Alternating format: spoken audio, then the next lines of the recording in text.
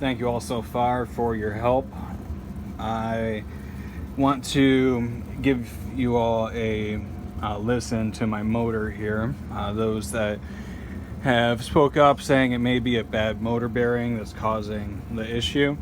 I am going to go ahead and fire up the motor here so you can hear it. I'm not sure how I'm going to do the video. I'll kind of figure this out on the fly. Yeah, that's probably good enough, maybe. Alright, so we ready? Here's what the motor sounds like without any other factors.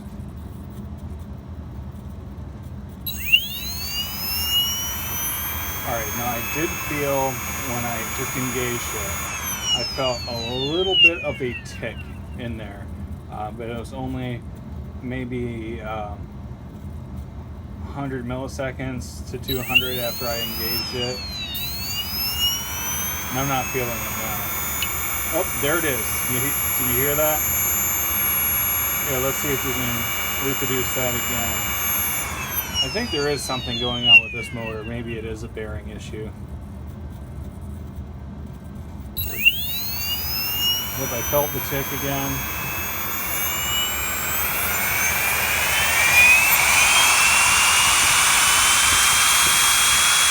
Start it again.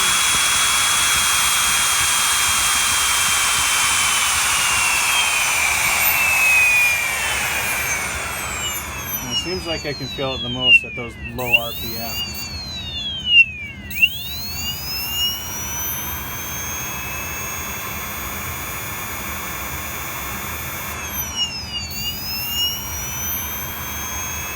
Yeah, I thought maybe that was just a little bit of cogging or something, but it's kind of weird because that one time it was really profound. I better stop doing it before the motor seizes up and has issues. Alright, well, yeah, I had my commentary. Thanks again for everyone's help.